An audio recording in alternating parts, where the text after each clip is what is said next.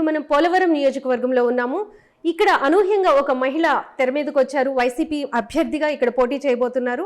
ఆమె రాజలక్ష్మి గారు, తెల్లం రాజలక్ష్మి గారు. ఈమె భర్త తెల్లం బాలరాజు గారు దాదాపు 20 సంవత్సరాల పాటు ఇదే నియోజకవర్గంలో ఎమ్మెల్యేగా కొనసాగారు. ఇప్పుడు ఆయన కాదని వైసీపీ ఎందుకు ఆయన భార్యకి టికెట్ ఇవ్వాల్సి వచ్చింది? ఒకవేళ ఇచ్చిన తర్వాత ఇక్కడ సిచ్యుయేషన్స్ ఎలా ఉన్నాయి? పోలవరం ఎంతవరకు వచ్చింది? ఇక్కడ నిర్వాసితులకి 20 సంవత్సరాలు బట్టి వీళ్ళ ఫ్యామిలీనే ఇక్కడ ఎమ్మెల్యేగా ఉన్నారు కాబట్టి వాళ్ళకి ఎలాంటి న్యాయం జరిగింది? తన ప్రచారం ఎలా జరుగుతుంది? ఇప్పుడు ఒకసారి మాట్లాడదాం. నమస్తే అండి. నమస్తే తల్లి. అంటే ఫస్ట్ ఇప్పుడే మీరు రాజకీయాల్లోకి వచ్చారు. బహుశా రాజకీయాలు కొత్త కాదు, కానీ మీకు సీట్ ఇస్తున్నారని పిలిచి చెప్పినప్పుడు ఏమనిపించింది మీకు?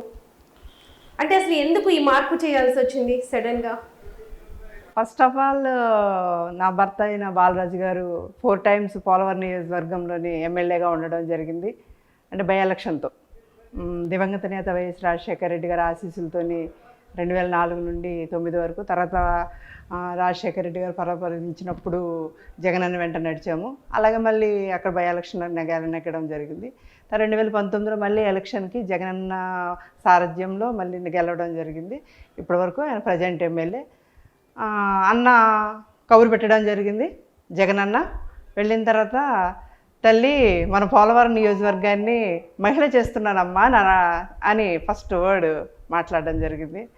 అన్న సరే మీ ఇష్టం అని అంటే నా డీటెయిల్స్, నా బయోడేటా అంతా అడిగారు. అడిగిన తర్వాత అన్న మరి రిపోర్ట్ తీసుకుంటారు కదా, సర్వే చేయించారు. అంతే. తర్వాత అన్న దగ్గర అంటే ఎందుకని 20 సంవత్సరాలు ఒక నెగిటివ్ బాలరాజు గారి మీద ఏమన్నా వచ్చిందా? దాన్ని డైవర్ట్ చేయడానికి రాజలక్ష్మి గారికి సీట్ ఇచ్చారంటారా? అది నా తప్పు. ఎందుకంటే నా భర్త అయిన బాలరాజు గారు దివంగత నేత వైఎస్ రాజశేఖర రెడ్డి కాలంలోని ఎమ్మెల్యేగా ఉన్నారని చెప్పారు 2004 నుండి 9 వరకు. అప్పుడు స్వతంత్రానికి పూర్వం వచ్చిన దగ్గర నుండి కూడా మా నియోజకవర్గమైన పోలవరం నియోజకవర్గం వెనుకబడిన నియోజకవర్గం. ఎటువంటి మౌలిక వసతులు కానీ ఎటువంటి సౌకర్యాలు కానీ లేకుండా ఉన్న టైంలో రాజశేఖర రెడ్డి గారి ముఖ్యమంత్రి అయిన తర్వాత ఈయన బాలరాజు గారు ఎమ్మెల్యేగా ఉన్నారు. అప్పుడు ఆ పీరియడ్లో ఈ కాన్స్టిట్యున్సీ ఎంత అభివృద్ధి చెందిందంటే విద్య, వైద్యం, అట్లానే మౌలిక వసతులు, రోడ్స్, లింక్ రోడ్స్, వ్యవసాయ పరంగా ఆ రోజు వ్యవసాయాన్ని ఎంతో పండగగా చేసినాడు రాజశేఖర రెడ్డి గారు. వ్యవసాయ పరంగా అన్ని రంగాల్లో కూడా ఆ రోజు అభివృద్ధి జరగడం జరిగింది. ఈవెన్ పిహెచ్సిలు కానీ, వైద్యపరంగా, వరదల్లోని, ఇక్కడ కొండవాగుల్లోని దారులన్నీ ఇబ్బంది, వర్షాలు వచ్చినప్పుడు మనుషులు కొట్టుకుపోవడం ఇట్లా అటువంటి దగ్గర నుండి హై లెవెల్ బ్రిడ్జెస్ కట్టించారు ఆ రోజుల్లో. అలాగే విద్యాపరంగా డిగ్రీ కాలేజ్ అని, ఇంటర్ కాలేజ్ అని అన్ని రకాలుగా ఎడ్యుకేషన్ పరంగా, అట్లానే వ్యవసాయ పరంగా ఆ రోజుల్లో ఉచిత కరెంట్ ఇవ్వడం జరిగింది. అట్లానే ఇక్కడ పోడు భూమి వ్యవసాయం ఎక్కువ ఉంటుంది. రాజశేఖర రెడ్డి గారి కాలంలోనే 15,000 పోడు భూమి పట్టాలు ఇప్పించారు బాలరాజు గారు. అట్లా అన్ని రంగాల్లో కూడా ఆ పీరియడ్ గోల్డెన్ పీరియడ్. అది నా భర్త అయిన బాలరాజు గారి టైంలో ఈ నియోజకవర్గం చాలా అభివృద్ధి చెందింది. అలాగే మళ్ళీ తర్వాత ఇంకా మళ్ళీ కాంగ్రెస్ ప్రతిపక్షంలో మేము ప్రతిపక్షంకి వచ్చేసాం జగనన్న దైవం. తర్వాత ఇప్పుడు మళ్ళీ 2019 నుండి 14 వరకు ఎంత అభివృద్ధి జరిగిందో, ఎంత సంక్షేమం వెళ్ళిందో అందరికీ తెలుసు. ఎందుకంటే జగనన్న సంక్షేమాన్ని, అభివృద్ధిని 2 కళ్ళుగా ఈరోజు ప్రతి గడపకి అవినీతి లేకుండా, వివక్షత లేకుండా, రాజకీయాలకు అతీతంగా పారదర్శకంగా ఈరోజు వెళ్ళింది. దాన్ని ఎలా జరిగిందని తెలుసుకోవడానికి కూడాను మన పోలవరం నియోజకవర్గానికి 2 సంవత్సరాలు పట్టిందండి గడప గడప తిరగడానికి బాలరాజు గారికి. అది వెళ్ళి మీకు ఈ సంక్షేమం అందిందా లేదా అని అడగడానికి 2 years పట్టింది. ఆ గడప గడపలోనే విస్తృత స్థాయిలో తిరగడం వల్ల హార్ట్ అటాక్ కూడా వచ్చింది గడప గడపలోనే. కానీ మా కుటుంబం అదృష్టం, ప్రజల అదృష్టం వలన ఒక్క సేవ్ అయ్యి ఈరోజు మళ్ళీ బాలరాజు గారు నా భర్త నా కళ్ళ ముందు కనిపిస్తున్నారు. ఇక్కడ అదే వైద్య సేవలు ఉండవంటారు. అంటే చాలా ట్రైబల్ ఏరియా, మేము వస్తూ కూడా చూసాము.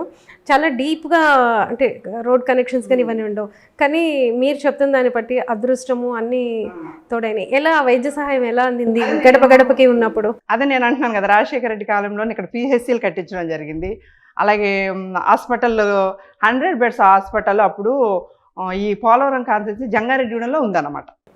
అప్పుడు ఏమైందంటే రాజశేఖర రెడ్డి కాలంలో నా నియోజకవర్గము మరి వెనకబడే నియోజకవర్గం కదా సార్, నాకు 100 బెడ్ హాస్పిటల్ కావాలని కొట్లాడి మరి హాస్పిటల్ తీసుకొచ్చారు. అది ఇప్పుడు జంగారెడ్డిగూడెంలో ఉంది. ఇప్పుడు మళ్ళీ అది కాన్స్టెన్సీ డివైడ్ అయిపోయేసరికి మళ్ళీ జగనన్నతో చెప్పి 150 పడకలతోని 50 కోట్లతో మళ్ళీ హాస్పిటల్ తీసుకొచ్చారు నియోజకవర్గానికి. అది కన్స్ట్రక్షన్లో ఉంది. అంటే అన్ని రకాలుగా బాలరాజు గారు అభివృద్ధి చేసుకుంటూ ఆ నియోజకవర్గాన్ని ముందుకు తీసుకెళ్తూ వస్తున్నారు. అయితే బాలరాజు గారికి ఇవ్వకుండా మాకు ఇచ్చారని అంటున్నారు కదా, అదేం కాదు. ఎందుకంటే జగనన్న పార్లమెంట్లో ఒక మహిళా అభ్యర్థిని చేయాలనేసి ఆ రోజు అనుకొని నాకు మహిళా అభ్యర్థిగా ఇవ్వడం జరిగింది. బాలరాజు గారి మీద వ్యతిరేకత ఉంటే నాకెందుకు టికెట్ ఇస్తారమ్మా? ఆయన భర్తనే కదా, భార్యనే కదా. అసెంబ్లీకి ఓకే, అసెంబ్లీకి పార్లమెంట్లో ఒక మహిళకి ఇచ్చినారు. ఒక మహిళకి ఇచ్చినారు. అక్కడ నరసాపురం పార్లమెంట్కి వనితమ్మని ఇచ్చారు హోమ్ మినిస్టర్, ఇక్కడ నాకు ఇచ్చినారు. అట్లా అన్నమాట, అట్లా ఇచ్చారు. అచ్చా, అంటే మనం స్టోరీ నుంచి డివేట్ అయ్యాము. యాక్చువల్గా బాలరాజుకి హార్ట్ అటాక్ వచ్చినప్పుడు అసలు ఏం జరిగింది? మీరు గడప గడపకి సమయంలోనే వచ్చిందని చెప్తున్నారు. ఎలా హాస్పిటల్కి తీసుకువెళ్ళగలిగారు? ఎలా సేవ్ చేసుకోగలిగారు? ఆయనకి గడప గడప తిరుగుతూ ఉండగా సండే తిరిగారు. సండే కూడా ఆయనకి పెయిన్ వచ్చింది. గ్యాస్ పెయిన్ అనుకొని ఆ రోజంతా మూవ్ అయిపోయారు. అలాగే మండే కూడా మళ్ళీ యాజిటీస్గా మళ్ళీ గడప గడపకి వెళ్ళిపోయారు. వెళ్ళిపోయిన తర్వాత తనకు మళ్ళీ ఆ రోజు కూడాను తిరిగేశారు. 2 days తిరిగేశారు. ఆ రోజు కూడా గ్యాస్ పైన ఆగుతూ వెళ్తూ వెళ్ళిపోయారు. ట్యూస్డే మండే నైట్ అంతా కూడాను సఫర్ అయ్యారు. అప్పటికి నేను హాస్పిటల్కి వెళ్దామండి అనేసి అంటే గ్యాస్ పెయినే కదని ట్యాబ్లెట్ వేసుకుంటున్నారు, లేస్తున్నారు పడుకుంటున్నారు. అలా తెల్లారిపోయింది. తెల్లారిపోయిన తర్వాత నేనేం చేశానంటే 7:30కి లేచి మళ్ళీ ఆయన లేచారు, ఎక్సర్సైజ్ చేసుకున్నారు, అన్నీ చేసేసుకున్నారు. నేనేం చేశాను, వద్దు మీరు హాస్పిటల్కి వెళ్ళండి అని ఆయనకి అన్నీ పెట్టేసేసి మా అక్క వాళ్ళ అబ్బాయి ఉన్నాడు అప్పుడు అసిస్టెంట్స్కి, వాడికి కాల్ చేసి నువ్వు తీసుకెళ్ళరని నేను స్కూల్కి వెళ్ళిపోయా.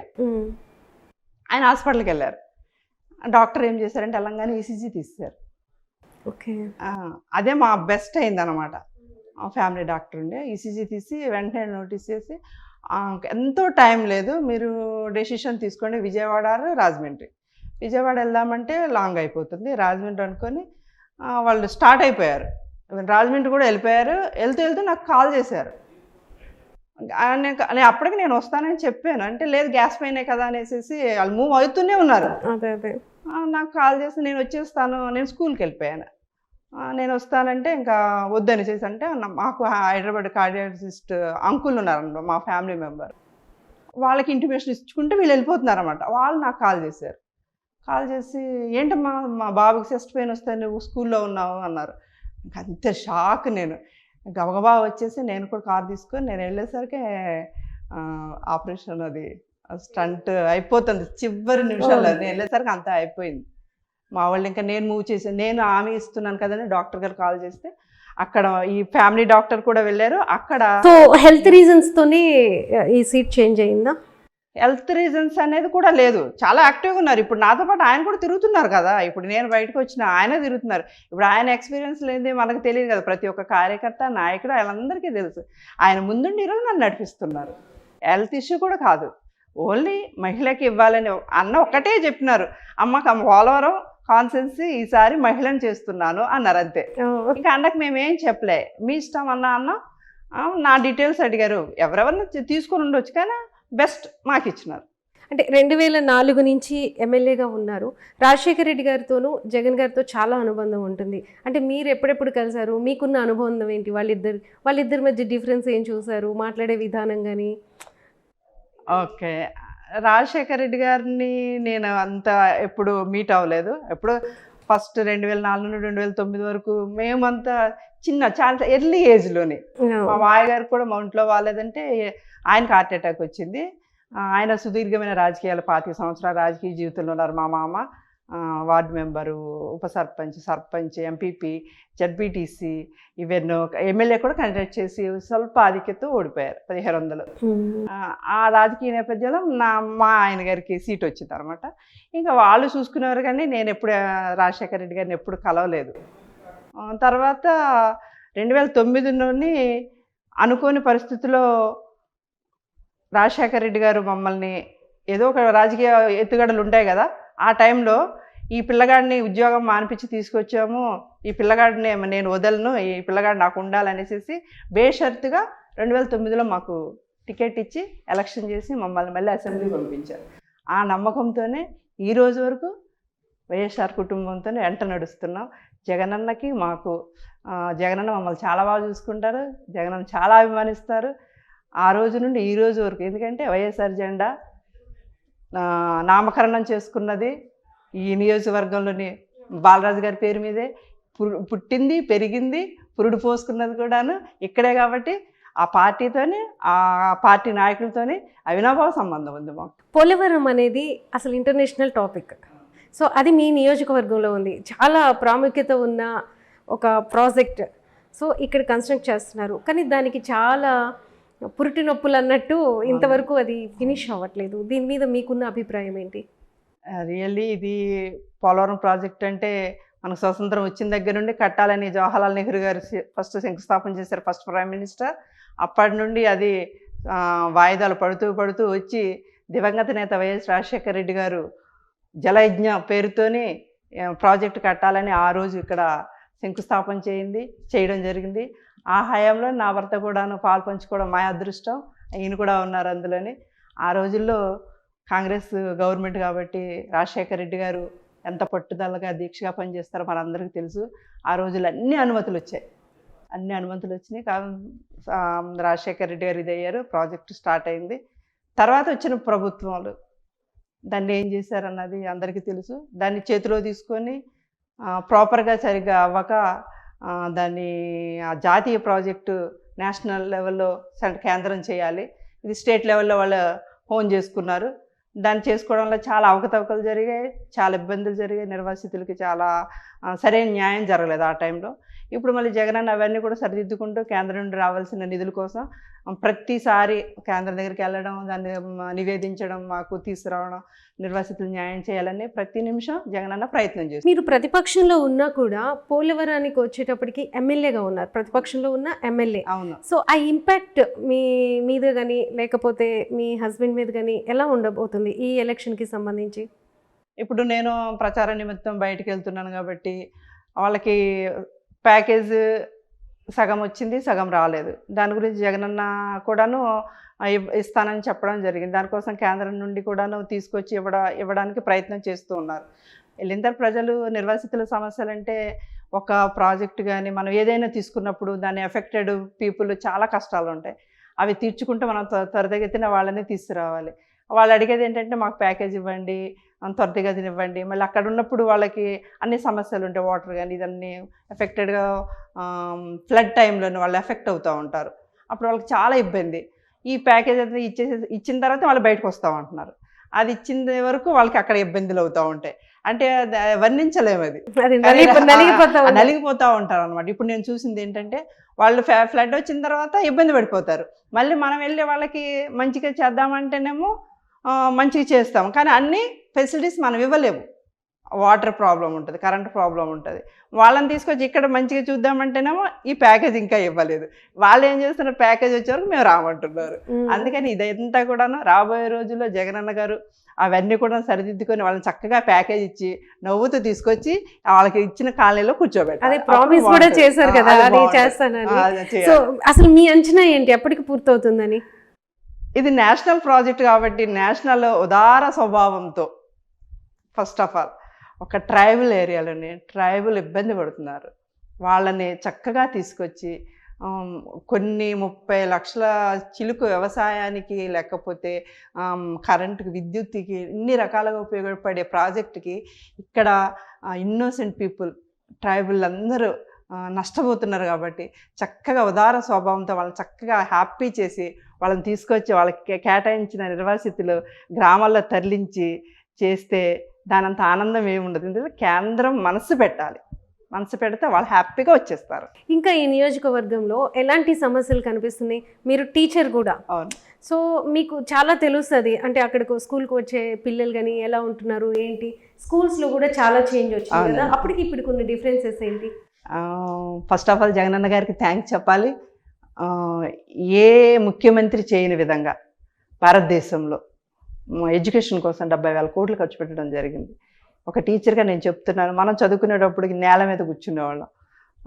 అలా చదువుకున్నాం. ఇప్పుడు ఒక స్కూల్, ఒక నేను చెప్పే స్కూల్ అయినా, ఎవరు చెప్పే స్కూల్ అయినా నాడు నేడు పెట్టి, నాడు నీడు అని పెట్టి, నాడు ఎలా ఉంది, నేడు ఎలా ఉంది అన్నదానికి అన్ని వసతులు, మౌలిక వసతులు, టాయిలెట్స్ కానీ, ప్రహారీ కానీ, లేకపోతే మొత్తం ఫ్యాన్స్, లైట్స్, డిజిటలైజేషను, ట్యాబ్స్, మళ్ళీ టీవీలు, డిజిటల్ మోడ్ వేరు, మళ్ళీ టీవీ కూడా. అట్లా అంత మౌలిక వసతులు పెట్టి పిల్లల్ని అట్రాక్టివ్ అన్నమాట. ఫర్నిచర్, ఒక్కొక్క రూమ్కి వచ్చి 4 ఫ్యాన్స్ ఉంటాయి, 4 లైట్స్ ఉంటాయి. అసలు ఎక్కడ స్ట్రెంత్ ఎంత ఉంటారు? స్ట్రెంత్ ఎలా ఉన్నా సరే స్ట్రెంత్ని బట్టి అక్కడ ఉన్న మౌలిక వసతులు ఉంటాయి. ఓకే. దాని ప్లస్ ఫుడ్, మంచి పోషకాహారం. ఆ menu is the best menu. Day by day change. Egg కానీ, ఎగ్ కూడా చేంజే. మరి అది ఏమన్నా స్టోర్ అవుతుంది ఏమనేసి దానికి కూడా కలర్ ఉంటుంది. 3 డేస్కి ఒక కలర్, 3 డేస్కి ఒక కలర్, 3 డేస్ అది మిగిలినా పక్కకి ఇవ్వాలి, అంతే, వాళ్ళు దాన్ని పెట్టడానికి లేదు. అలాగే చిక్కీ కానీ, రాగి జావ కానీ, అన్ని రకాలుగా పిల్లలకి పోషక. బుక్స్ అమ్మా, అసలు బుక్స్ ఫస్ట్ ఆఫ్ ఆల్ చూడాలి.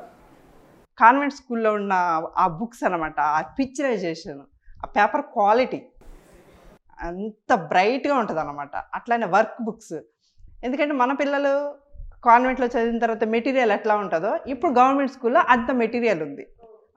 టెక్స్ట్ బుక్ అలా ఉంటుంది, వర్క్ బుక్ అలానే ఉంటుంది. అది కూడా అంత క్వాలిటీ అనమాట.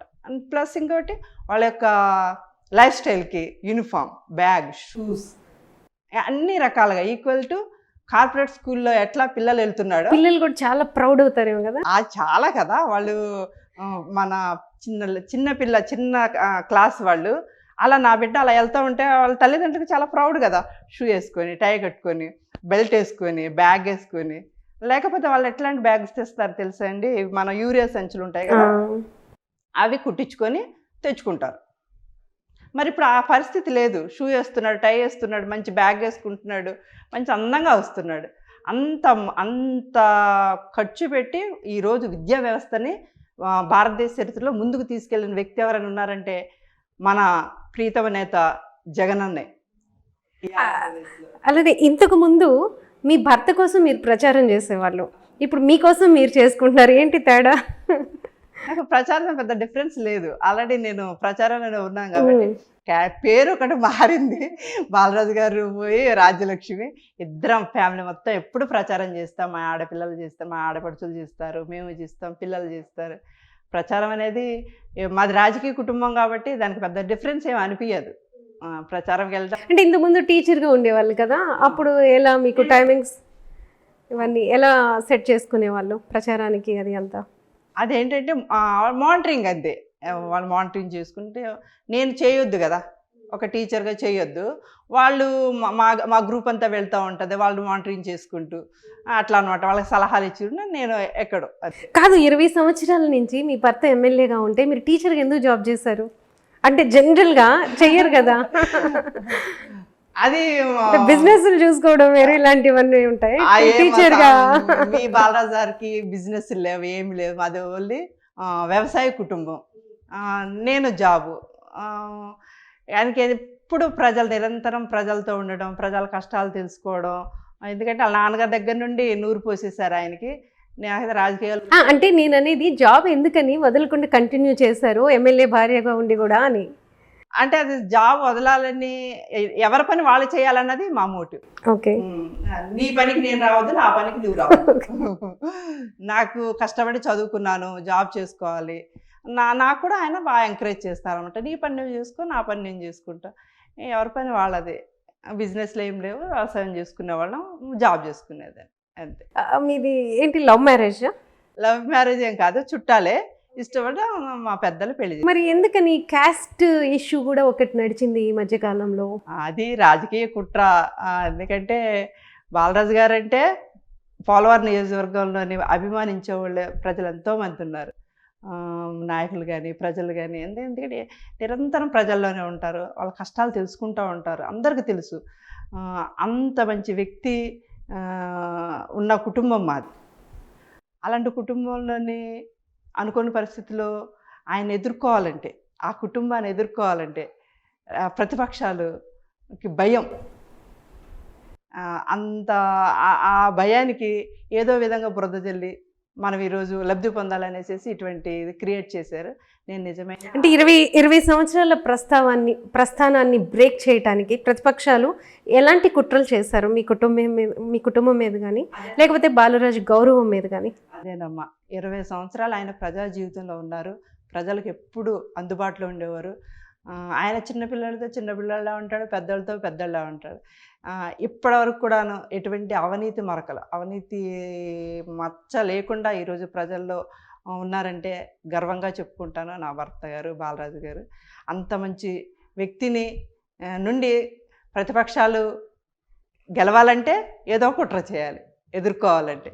అందుకని ఇటువంటివన్నీ చేసి ఏ బయటికి నా ఫ్యామిలీని, నా పర్సనల్స్ని, నా వ్యక్తిగత జీవితాన్ని ఏమీ చేయలేక, వాళ్ళకి ఏమీ దొరక్క, బాలరాజు గారి మీద ఏమీ దొరక్క ఇట్లాంటివి క్రియేట్ చేసి రాజకీయంగా ఇట్లాంటి కుట్ర చేయడం జరిగింది ఎదుర్కోలేక. అంటే ఇది ఎస్టీ నియోజకవర్గం, ట్రైబల్స్ ఎక్కువ ఉంటారు, చాలా అంటే కొండ ప్రాంతాల్లో ఉంటారు, లోపలికి వెళ్ళాలి అడవుల్లోకి, ఇలా అంటే అన్ని సౌకర్యాలు కూడా ఉండవు. బట్ ఈ 5 సంవత్సరాల్లో ఎలాంటి డెవలప్మెంట్ వచ్చింది, ఏమేం చేశారు వాళ్ళ కోసం? ఇప్పుడు జగనన్న ప్రభుత్వంలో ఏం జరిగిందంటే 2019 నుండి మనం చూసాం సంక్షేమం అంతా కూడా వాలంటీర్ వ్యవస్థ ద్వారా, సచివాలయ వ్యవస్థ ద్వారా ప్రతి ఒక్క బడుగు బలహీన వర్గాలకి డైరెక్ట్గా డీబీటీ పద్ధతి ద్వారా అకౌంట్లోకి వెళ్ళిపోయాయి. అలాగే డెవలప్మెంట్ విషయంలో ఏమైందంటే మనకి మెయిన్ వచ్చి కరోనా ఎఫెక్ట్ వచ్చింది. దాని మూలాన ఇంకా చేయవలసింది ఏముందంటే ఒక రోడ్డు వ్యవస్థ, లేకపోతే లింక్ రోడ్లు, లేదా సిసి డ్రైనేజ్ అట్లాంటి సిస్టమ్ ఉంది. అలాంటిదే కొంచెం వెనకబడి ఉంది. కానీ మళ్ళీ గడప గడపకి తిరగడం వల్ల ఒక్కొక్క సచివాలయానికి 40 lakhs వచ్చింది. ట్రైబల్ ఏరియాకి, ప్లెయిన్ ఏరియాకి అయితే 20 lakhs వచ్చింది. ఆ 40 lakhs కోసం, ఎందుకంటే కరోనా వచ్చి డెవలప్మెంట్ కోసం కొంచెం ఇబ్బంది ఉందని పాపం గుడ్డులా కష్టపడ్డాడు. ఎండనక వాననక చలనక తిరిగి ఆ 40 లక్షల కోసం తిరిగారు. అది డోర్ టు డోర్ తిరిగితేనే వస్తుందండి ఆ 40 లక్షలు. ఇది ఇక్కడ చూపించుకోవడానికి ఏముండదు అన్నమాట. అది ఏ సచివాలయంకి వెళ్తుంటే ఆ సచివాలయం పేపర్ అక్కడ నుండి వస్తుంది. సచివాలయాలు కట్టారంటే అవి ఈజీగా జగన్ గారి కాన్సెప్ట్ కాబట్టి కట్టేశారు అనుకుంటున్నాం. ఇంత కష్టం ఉందా అందులో?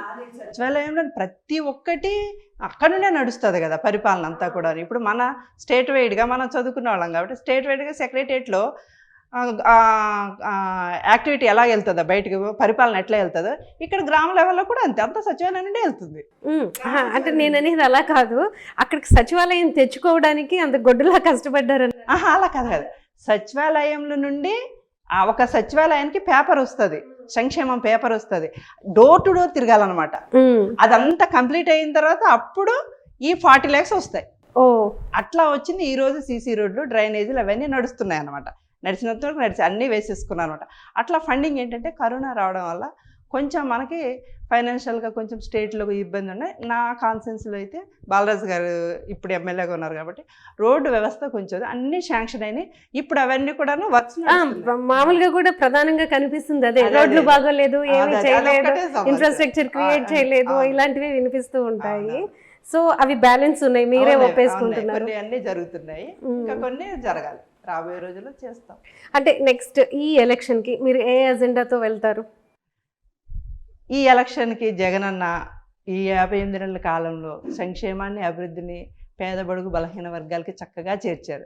ప్రతి ఒక్క పేదవాళ్ళు మంచిగా ఉన్నారు. ఎందుకంటే వాళ్ళు ఎవరు కష్టపడక్కర్లే, వాళ్ళ ఇంటికి వాలంటరీ వెళ్తుంది. చక్కగా నీకు ఈ పథకం రావాలి కదమ్మా, అర్హురాలు అని చక్కగా నోట్ చేసుకొని సచివాలయానికి హ్యాండ్ ఓవర్ చేస్తుంది. వాళ్ళు ఫార్వర్డ్ చేస్తారు, జగనన్న చక్కగా బటన్ నొక్కేస్తాడు, వాళ్ళ అకౌంట్లోకి వచ్చేస్తుంది. ఓల్డ్ ఏజ్ ఉంది, పెన్షన్ ఉంది, చక్కగా పొద్దుటే తెల్లారకుండానే డోర్ కొట్టేసేసి వాలంటరీ. ఎమ్మెల్యేలకు కూడా పని ఈజీ అయిపోయింది కదా. ప్రజాప్రతినిధులతో పని లేదు కదా, ఎమ్మెల్యేతో పని లేదు, ఎవరితో పని లేదు. జగన్ టు జనం. ఇంకా మనం అదే గడప గడప తిరిగింది అదేనండి. మీకు వచ్చినాయా మానిటరింగ్ అంతే, మీకు వచ్చినాయా, మీకు డబ్బులు వచ్చినాయా, మీకు ఈ పథకం అందిందని తెలుసుకుంటూ తిరిగారు అంతే. కాబట్టి ఆ సంక్షేమం అంత మంచిగా ప్రజలకు అందింది కాబట్టి ఆ సంక్షేమం రేపు జగనన్న ఇస్తాడు. దాన్ని ప్రజలందరూ గుర్తించారు. ఇప్పుడు రేపొద్దున అదే జరుగుతుంది. ఇంకా డెవలప్మెంట్ విషయంలోని డెవలప్ చేస్తాను. అట్లా నా నియోజకవర్గంలో నిర్వాసితుల సమస్య ఉంది కాబట్టి దాన్ని కూడా నేను మొత్తం చక్కగా రిపోర్ట్ చేసి అన్నకిచ్చి త్వరితగతిలో చేసి మనకు ప్రజల్ని హ్యాపీ చేసి మంచి చేయాలని చెప్పి ఆ విధంగా నేను ముందుకెళ్తాను. ఇక్కడ జగన్ గారు వచ్చిన తర్వాత మహిళా సాధికారత ఎలా ఉండేది? మీరు బిఫోర్ చూసారు, ఇప్పుడు చూస్తున్నారు. ఈయన మహిళా సాధికారతలో ఎలాంటి మార్పులు వచ్చినాయి అనుకుంటున్నారు? సామాన్యమైన మార్పు కాదు, 50%. అసలు నేను మీకు సీట్ ఇవ్వడమే చాలా పెద్ద మార్పు కదా. అదొకటి, నాకు సీట్ ఇవ్వడం అదొక లెక్క మహిళగా. నేను ఇప్పుడు పబ్లిక్ మీటింగ్స్లోనే ముందు నాకు జనవరిలోనే అన్న చెప్పేశారు. చెప్పేసిన తర్వాత నేను ఫస్ట్ ఆసరాకి, చేయూతకి, ఇవి ఓల్డ్ ఏజ్ పెన్షన్కి పార్టిసిపేట్ చేయమని మాకు ఆర్డర్స్ ఇచ్చారు. చెప్తే అప్పుడు నేను ఫస్ట్ వెళ్ళాను. పెన్షన్ దానికి 3000 చేశారు. అప్పుడు నేను అటెండ్ అయిన తర్వాత డయాసద్దా 60% ఉమెన్స్ ఉన్నారు, ప్రజాప్రతినిధులు. జెంట్స్ 40% ఉన్నారు. అంటే అన్ని రంగాల్లో అన్ని ఇవెన్నో స్కీమ్స్ కూడా ఉమెన్స్కే. అలాగే రాజ్యాంగ పదవుల్లో కూడా ఉమెన్స్. ఇక్కడ సర్పంచ్ కానీ, ఎంపీపీ కానీ, జడ్పీటీసీ కానీ, వార్డ్ మెంబర్స్ ఎన్ని పోస్ట్ 50% ఉండవలసింది. అట్లాంటి సాధికారత ఈరోజు మహిళా సాధికారత సాధించిన వ్యక్తి కూడాను చరిత్రలో జగనన్నే, మన భారతదేశ చరిత్రలో. కానీ ఈ వాలంటరీ సిస్టమ్ వచ్చిన తర్వాత మహిళల డేటా అంతా తీసుకుని వాళ్ళందరూ కూడా చాలా అక్రమాలకి పాల్పడుతున్నారు జగన్ గవర్నమెంట్లో అని చెప్పేసి పవన్ కళ్యాణ్ విమర్శించారు. అది కూడా మీ నియోజకవర్గం పర్టికులర్గా ఇప్పుడు జనసేన నుంచే అభ్యర్థిని నిలిపారు. సో మీరేమంటారు దాని మీద? నిజంగానే వాలంటీర్స్ అలాంటి పని చేశారంటారా? మరి అలాంటి పని చేశారని వాళ్ళే అన్నారు. మళ్ళీ ఇప్పుడు వాలంటీర్స్ 10,000 పెంచుతామని వాళ్ళే అన్నారు. దేన్ని నిజంగా తీసుకోవాలి చెప్పండి? 10,000 పెంచారంటే వాళ్ళు మంచోళ్ళని ఒప్పుకున్నట్టే కదా వాలంటీర్స్ని. చెడ్డవాళ్ళైతే జీతం పెంచుతామని చెప్పారు కదా. కాబట్టి అదంతా అబద్ధం. డేటా ఎందుకు తీస్తారండి? డేటా ఎందుకు తీస్తారు? ఈరోజు ఒక్క నెల వాలంటీర్స్ని ఎలక్షన్ కమిషన్ ద్వారా ఎవరితోనో కేసు పెట్టి తీయించేస్తే 30 మంది చిలుక చనిపోయారు అన్నారు. ఎంత కష్టపడ్డారండి ముసలివాళ్ళని అంత బాధ పెట్టొచ్చండి? ఏదైనా చేయొచ్చు. నీవు ఏ పార్టీలోనే ఉండొచ్చు, కానీ ముందు ప్రజలకు సేవ చేయాలండి. ఫస్ట్ ముసలోళ్ళది మనం ఎందుకు బాధ పెట్టడం? ఉన్న స్కీమ్స్ ఎట్లానో మనం హెల్ప్ చేయం, కానీ పెన్షన్ వరకన్నా నువ్వే పార్టీలో ఉండొచ్చు, నేను ఒక పార్టీ. అల్టిమేట్లీ మనం ప్రజలకు సేవ చేయాలి. అలాంటప్పుడు ఆ ముసలోళ్ళకి పెన్షన్ ఇచ్చేదాన్ని ఎందుకండి ఆపడం? వాళ్ళు ఎంత కష్టపడ్డారు. అదే విమెన్ ట్రాఫికింగ్ జరిగింది ఈ వ్యవస్థ వల్ల అని పెద్ద కామెంట్. యాక్చువల్లీ విమెన్ ట్రాఫికింగ్ అనేది చాలా పెద్ద విషయం. అది అంతా రాజకీయంగా వాళ్ళు ఏం చెప్పాలో ఏం మాట్లాడాలో తెలియక అలా మాట్లాడి ఉంటారు నాకు తెలిసి. అలా చేస్తే ఇంక ఏమైనా ఉంటుందండి? అసలు ఎంతమంది బయటకు వచ్చేయారండి? మనం చెప్పడం కదా, వాళ్ళే వస్తారు కదా మా ఇంట్లో ఇలా జరిగిందని. ఒక ఇంట్లో నష్టం జరిగితే వాళ్ళు వచ్చి బయట చెప్తారు కదా. నేను అనుకుంటున్నాను అట్లా అన్యాయం జరిగింది అనుకుంటే నాకు ఇలా జరిగిందని వాళ్ళే చెప్తారు కదా. ఎలిగేషన్స్ ఎన్నైనా చేయొచ్చు.